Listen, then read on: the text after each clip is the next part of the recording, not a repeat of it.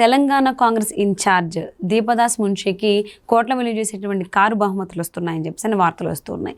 ఇంతకు ముందు కూడా ఎవరైతే ఇన్ఛార్జ్గా ఉన్నారో వాళ్ళకి కూడా డబ్బులు ఆశగా చూపించారు, బహుమతులుగా ఇచ్చారని కూడా వార్తలు వినిపిస్తున్నాయి. అసలు ఎందుకు కాంగ్రెస్కి సంబంధించి ఇలాగా బహుమతులకు సంబంధించి వార్తలు వినిపిస్తూ ఉన్నాయి? అసలు ఎందుకు? ఈ అంశానికి సంబంధించి మనతో మాట్లాడడానికి, వారి విశ్లేషణని మనతో పంచుకోవడానికి ఈరోజు మనతో పాటు ఉన్నారు senior journalist, senior political analyst CS Rao garu ఉన్నారు. వారితో మాట్లాడతాం. నమస్తే అండి. నమస్తే సుజన. కాంగ్రెస్ పార్టీలోనే ఎందుకు ఇన్ఛార్జీలకి బహుమతులు ఇస్తున్నారు? నామినేటెడ్ పోస్టులకు ఏదో ఒక అధికారం రావడం కోసం. రీసెంట్గా దీపదాస్ మున్షికి కోట్ల విలువ చేసి కారు బహుమతిగా ఇచ్చారు అని, ఇంతకుముందు ఠాకూర్కి కూడా డబ్బులు బహుమతిగా ఇచ్చారని వార్తలు వస్తున్నాయి. ఎందుకు? వై? సో కాంగ్రెస్ పార్టీ బ్యూటీనెస్ ఏంటంటే అంతర్గత ప్రజాస్వామ్యం ఎక్కువగా ఉంటుంది, వ్యక్తిగతమైనటువంటి స్వేచ్ఛ ఎక్కువగా ఉంటుందని చెప్పుకుంటూ ఉంటారు. అది శృతి మించితే కనుక ప్రమాదం చేకూరుతుంది రాజకీయాల్లో. ఇప్పుడు అలాంటి పరిస్థితి కాంగ్రెస్ పార్టీకి ఉంది. కాంగ్రెస్ పార్టీ గెలిచింది, అధికారంలో ఉంది తెలంగాణలో. కానీ ఇలాంటి ఆరోపణలు మాత్రం ఆగట్లేదు. అధికారంలో లేనప్పుడు ఉన్నాయి, అధికారంలోకి వచ్చిన తర్వాత కూడా ఉన్నాయి. అది beauty of Congress party. So ఏ పార్టీలో ఉండదు ఇలాంటిది. సో ఇప్పుడు ఎందుకు దీపదాస్ మున్షి కాంగ్రెస్ పార్టీ అధికారంలోకి వచ్చిన తర్వాత ఆమె తెలంగాణ కాంగ్రెస్ ఇన్ఛార్జిగా బాధ్యతలు స్వీకరించారు. అసలు దీపదాస్ మున్షిని ఎందుకు అపాయింట్ చేశారు అనే దాని మీద కూడా రకరకాలుగా రాజకీయపరమైనటువంటి విమర్శలు, ఆరోపణలు వినిపించేవి. ఎందుకంటే కాంగ్రెస్ పార్టీని తెలంగాణలో అధికారంలోకి తీసుకురావడానికి అప్పుడు కాంగ్రెస్ పార్టీ ఇన్ఛార్జిగా ఉన్నటువంటి థాక్రే ఉన్నారు, మహారాష్ట్రకు సంబంధించినటువంటి అతను. ఆ థాక్రే మొత్తం లీడ్ చేశారు, కాంగ్రెస్ పార్టీని అధికారంలోకి తీసుకురాగలిగారు. ముఖ్యమంత్రిగా రేవంత్ రెడ్డిని ప్రమాణ స్వీకారం చేసేంత వరకు కూడా ఉన్నారు. ప్రమాణ స్వీకారం చేసిన తర్వాత ఇమీడియట్గా ఆయన మార్చేశారు. ఆయన మార్చేసి దీపదాస్ మున్షిని నియమించారు. అంటే ఏదో జరిగి ఉంటుంది, లేకపోతే అంత అలా సడన్గా మార్చరు కదా. పైగా లోక్సభ ఎన్నికలు సమీపంలోనే ఒక 3-4 నెలల గ్యాప్లోనే లోక్సభ ఎన్నికలు ఉన్నాయి. అప్పటికప్పుడు ఎందుకు మారుస్తారు? పార్టీ మీద కమాండ్ తెచ్చుకున్నారు, పార్టీ మీద గ్రిప్ తెచ్చుకున్నారు. గ్రిప్ తెచ్చుకున్న తర్వాత అదే గ్రిప్ తోటి లోక్సభ ఎన్నికలకు తీసుకెళ్ళాలి కదా, థాక్రేని తీసుకెళ్ళాలి కదా. కానీ థాక్రేని సడన్గా మార్చేశారు. అంతకుముందు మాణిక్రావు ఠాగూర్ ఉన్నారు. మాణిక్ ఠాగూర్ ఉంటే ఆయన మాణిక్ ఠాగూర్ని తమిళనాడు అనుకుంటా. ఆ మాణిక్ ఠాగూర్ ఉంటే మాణిక్ ఠాగూర్ని ఏం చేశారు? ఇమీడియట్గా మార్చేశారు. ఎందుకు మార్చేశారు? రేవంత్ రెడ్డి పీసీసీ అధ్యక్ష పదవి ఇవ్వడానికి 50 కోట్లు తీసుకున్నాడని చెప్పి అప్పట్లో ఆయన మీద వచ్చినటువంటి ఆరోపణలు. కొంతమంది 25 కోట్లు అన్నారు, కొంతమంది 50 కోట్లు అన్నారు. మొత్తానికి రేవంత్ రెడ్డి పీసీసీ అధ్యక్ష బాధ్యతలు ఇవ్వడం వెనుక 50 కోట్లు చేతులు మారాయి అని చెప్పి అప్పట్లో బలంగా వినిపించినటువంటి ఆరోపణ. అదే ఆరోపణ ఇప్పుడు అసెంబ్లీలో కూడా రీసెంట్గా జరిగినటువంటి అసెంబ్లీలో, తెలంగాణ అసెంబ్లీలో హరీష్ రావు దాన్ని రివీల్ చేశారు. ఓకే, పదవిని కొనుక్కొని వచ్చావు నువ్వు అని చెప్పి ఆయన ఆరోపించారు. ఆరోపించినప్పుడు అది నేను అంటాం కాదు, మీ పార్టీ వాళ్ళు అన్నారు అని అన్నారు. ఎవరు మీ పార్టీ వాళ్ళు అంటే అప్పట్లో కోమటిరెడ్డి వెంకటరెడ్డి విమర్శించాడు. కోమటిరెడ్డి వెంకటరెడ్డే కొనుక్కున్నాడు పీసీసీ అధ్యక్ష పదవిని రేవంత్ రెడ్డి అని చెప్పి అప్పట్లో ఆయనే విమర్శించాడు. అందుకని కోమటిరెడ్డి వెంకటరెడ్డి మీద పెట్టి అసెంబ్లీలోనే రేవంత్ రెడ్డిని డ్యామేజ్ చేసేటువంటి ప్రయత్నం చేశారు. సో ఇలాంటిది కాంగ్రెస్ పార్టీలోనే జరుగుతుంటుంది. సరే, ఇప్పుడు తాజాగా తీసుకుంటే కనుక సరే, కారణాలు ఏదైనా కానీ అధికారంలోకి వచ్చిన తర్వాత అప్పటి వరకు ఉన్నటువంటి తెలంగాణ కాంగ్రెస్ పార్టీ ఇన్ఛార్జిగా ఉన్నటువంటి థాక్రేని మార్చేశారు. థాక్రేని మార్చేసి అంటే ఈ ఆరోపణలు రేవంత్ రెడ్డి 50 కోట్లు ఇచ్చినందువల్ల పీసీసీ అధ్యక్షుడు వచ్చింది, ఈ ఆరోపణలు తారాస్థాయికి చేరిన పరిస్థితుల్లో ఆయనపై మాణిక్రావు ఠాగూర్ ప్లేస్లో థాక్రేని వేశారు ఇన్ఛార్జిగా. థాక్రే సీనియర్ పొలిటీషియన్, ఆయన మొత్తాన్ని అందరినీ గాడిలో పెట్టేసి ఎట్టకేలకు అధికారంలోకి తీసుకురాగలిగాడు. తీసుకొచ్చిన వెంటనే వారం రోజులకో 10 రోజులకో ఆయన సాగనంపి ఇప్పుడు ఈవెన్ తీసుకొచ్చారు. ఎవరిని? మున్షిని తీసుకొస్తే మున్షి మీద ఇప్పుడు తాజాగా ఆరోపణలు ఏంటి?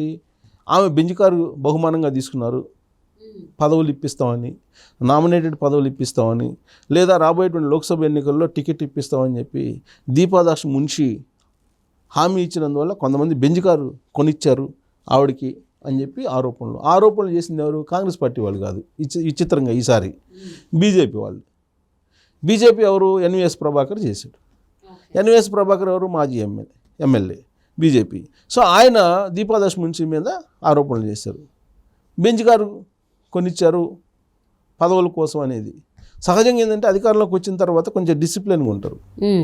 అందువల్ల సొంత పార్టీలో వాళ్ళు ఎన్విఎస్ ప్రభాకర్ ద్వారా చెప్పించారేమో అనేటువంటిది ఒకటి వినిపిస్తుంది. బీజేపీకి సంబంధించిన ఎన్విఎస్ ప్రభాకర్ చేత ఇలాంటి ఆరోపణలు దీపాదాస్ మున్షి మీద చేయించి ఉంటారు అనేది కూడా ఒకటి వినిపిస్తుంది. ఎందుకంటే సొంత పార్టీ వాళ్ళు ఇప్పుడు అధికారంలో ఉన్నారు కాబట్టి నామినేటెడ్ పోస్టులో లేదంటే లోక్సభకు సంబంధించిన అభ్యర్థిత్వాలను కోరుకుంటూ ఉంటారు. వాళ్ళు బయటకు వచ్చి కనుక విమర్శిస్తే కనుక చీటీ చినిగిపోతుంది. ప్రతిపక్షంలో ఉన్నప్పుడు అని వేరే, కానీ ఇప్పుడు అధికారంలో ఉన్నప్పుడు కళ్ళెదుట పదవులు కనిపిస్తూ ఉంటాయి. ఇలాంటి డ్యామేజ్ జరిగితే కనుక పదవులు రావు అనేటువంటి ఉద్దేశంతో వీళ్ళే లీకులు ఇచ్చి బీజేపీకి సంబంధించినటువంటి ఎన్విఎస్ ప్రభాకర్ చేత ఇలాంటి ఆరోపణలు చేయించారా అనేటువంటి అనుమానం కూడా లేకపోలేదు. అసలు ఎన్విఎస్ ప్రభాకర్ ఇలాంటి ఆరోపణలు చేశారు, బెంజ్ కారు బహుమానంగా తీసుకుంది దీపాదాస్ మున్షి అని చెప్పి ఆయన ఆరోపణలు చేస్తే దాని మీద డ్యామేజ్ సూట్ వేసింది ఈవేళ దీపాదాస్ మున్షి. ఎంత కేసారు? 100 కోట్లు డ్యామేజ్ సూట్ వేసింది. నష్టపరిహారం 100 కోట్లు కట్టించాలి, నా వ్యక్తిగతమైనటువంటి గౌరవం ప్రతిష్టలకు భంగం కలిగింది, పరువు నష్టం దావా, వ్యక్తిగతమైనటువంటి పరువుకు భంగం కలిగింది కాబట్టి 100 కోట్లు డ్యామేజ్ సూట్ వేస్తానని చెప్పి 100 కోట్లు డ్యామేజ్ సూట్ వేసి ఎన్విఎస్ ప్రభాకర్ నోటీసులు పంపించారు. తాజాగా నోటీసులు పంపిస్తే ఆ నోటీసులు రిప్లై ఇవ్వాలని చెప్పి చెప్పడం జరిగింది. సో ఆయన ఏమంటున్నాడు, ఇప్పుడు రిప్లై ఇవ్వకపోగా ఆయన మొత్తం అసలు అవినీతి ఆరోపణలు ఉన్నాయి, మొత్తం కాంగ్రెస్ ప్రభుత్వంలోనే అవినీతి ఆరోపణలు వస్తున్నాయి, దీని మీద ఎంక్వైరీ చేయండి అని చెప్పి ఆయన అంటున్నారు ఇప్పుడు. సో ఇలా కాంగ్రెస్ పార్టీలో అధికారంలో ఉన్నా అధికారంలో లేకపోయినా ఇలాంటి ఆరోపణలు ఎదుర్కోవడం అనేది చాలా అరుదుగా కనిపిస్తుంటుంది. కాంగ్రెస్ పార్టీ సంస్కృతి, కాంగ్రెస్ పార్టీలో కనిపించేటువంటి అంశాలు ఇవి. అయితే విచిత్రంగా కాంగ్రెస్ వాళ్ళకి ఇలాంటి మాటలు అనిపించుకోవడం అంటే అన్ని పార్టీలు ఉంటాయి కానీ కాంగ్రెస్ పార్టీలు ఎక్కువ. ఓకే, ప్రతి పార్టీలో ఉంటాయి కానీ కాంగ్రెస్ పార్టీలో ఎక్కువ. ఇప్పుడు ఎవరు కాంగ్రెస్ పార్టీ ఇన్ఛార్జిగా ఉన్నా కానీ ఇలాంటి ఆరోపణలు చేస్తూనే ఉంటారు. ఇక్కడ తెలంగాణ కాంగ్రెస్ పార్టీ ఇన్ఛార్జిగా వచ్చినటువంటి ఏ ఒక్కరు కూడా ఇలాంటి ఆరోపణలు ఎదుర్కోకుండా పోయినటువంటి వాళ్ళు లేరు. గతంలో దిగ్విజయ్ సింగ్ చేశారు, ఆయన అలాంటి ఆరోపణలతో వెళ్ళారు. ఆ తర్వాత అనేక మంది వచ్చారు, వాళ్ళు ఇలాంటి ఆరోపణలు ఎదుర్కొని. కానీ పరువు నష్టం దాబా వేసింది దీపాదాస్ మున్షి ఒక్కతే, ఇంతకుముందు వాళ్ళు కూడా ఇంతకుముందు ఎవరు ఇలా, కానీ ఈసారి దీపాదాస్ మున్షి మాత్రమే వేశారు. దీపాదాస్ మున్షి వేసి ఇప్పుడు ఎన్విఎస్ ప్రభాకర్ కదా, బీజేపీ వాళ్ళు కదా, అదే కాంగ్రెస్ పార్టీ వాళ్ళు అంతర్గతంగా విమర్శిస్తే అంత దూరం వెళ్ళదు. కానీ ఇప్పుడు ఎన్నికల సమయం, లోక్సభ ఎన్నికలు వస్తూ ఉన్నాయి, ఇలాంటి సమయంలో ఎన్విఎస్ ప్రభాకర్ ఇలాంటి కామెంట్లు చేశారండి. అందులో బీజేపీ కాబట్టి ఆవిడ పరువు నష్టం దావా వేసి ఇప్పుడు నోటీసులు పంపించడం జరిగింది. లీగల్గా ఫైట్ చేస్తున్నారు. మీ ఆధారాలు ఉంటే చూపించని చెప్పి, ఆధారాలు చూపించకపోతే కోర్టు ఏం చేస్తుంది అనేది సరే కోర్టు ఇష్టం అది. సో మొత్తం మీద ఏంటంటే లీగల్ ఫైట్కి దిగింది ఈ ఆరోపణలు కాస్త. సో ఈ ఆరోపణలు అనేది కాంగ్రెస్ పార్టీని కొంత ఇబ్బంది పెడుతుంది రాజకీయంగా. లోక్సభ ఎన్నికల్లో వాళ్ళు 2 డిజిట్స్కి వెళ్ళాలి అని చెప్పి ప్రయత్నం చేస్తున్నారు. అలాంటి సందర్భంలో ఇలాంటి ఆరోపణలు వస్తూ ఉంటే కనుక దీపాదాస్ మున్షి మీద ఒక మచ్చబడినట్టే కదా. ఓకే, సో ఆవిడ మీద ఒక మచ్చ వేసి ఆవిడ ఎంపికని తప్పుపట్టే ప్రయత్నం చేస్తూ ఉన్నారు. ఇప్పుడు ఆల్రెడీ అభ్యర్థుల ఎంపిక జరుగుతుంది. ఈ అభ్యర్థుల ఎంపిక జరుగుతున్నప్పుడు ఎవరినన్నా ఒకళ్ళు వేస్తే కనుక చూసారా, అదిగో ఆల్రెడీ బెంచ్ కార్ ఇచ్చేశారు, వాళ్ళకి రికమెండ్ చేశారు అనేటువంటి ఆరోపణలు ఇవన్నీ రావడం అనేది ఆ పార్టీకే నష్టం. సో ఇప్పుడు ఎన్విఎస్ ప్రభాకర్ మరి ఏం రిప్లై ఇస్తారో చూడాలి. మొత్తం మీద ఎన్విఎస్ ప్రభాకర్కి ఆ సమాచారం ఎవరు చేయించుంటే కాంగ్రెస్ వాళ్ళే ఇచ్చుంటారు ఎవరొకళ్ళు. ముందు ఆ కాంగ్రెస్ కోఆర్టర్ని కనుక్కోవాలి, కాంగ్రెస్లో ఉన్నటువంటి ఎవరు ఆ సమాచారాన్ని ఇచ్చారో అది కనుక్కోవాలి. అసలు నిజం అవుతుందంటే ఇప్పుడు పొగరాదు కదా, కాబట్టి ఏదో ఉండి ఉంటుంది. అది బెంచ్ కార్ కాకపోవచ్చు, ఇంకోటి అయి ఉండొచ్చు, కానీ అది ఏంది అనేది ఎన్విఎస్ ప్రభాకరే చెప్పాలి. ఓకే, సో ఎన్విఎస్ ప్రభాకర్ గారి ఆరోపణలకు సంబంధించి దీపాదాస్ మున్షి అయితే సీరియస్గానే తీసుకున్నారు. సో లీగల్గా ఆవిడ వెళ్తున్నారు. మరి ఆవిడ నిజంగానే తీసుకున్నారా బహుమతులు, తీసుకోలేదా ఏంటనేది 100 కోట్లు వేశారు. తీసుకున్నారో మనకు తెలీదు.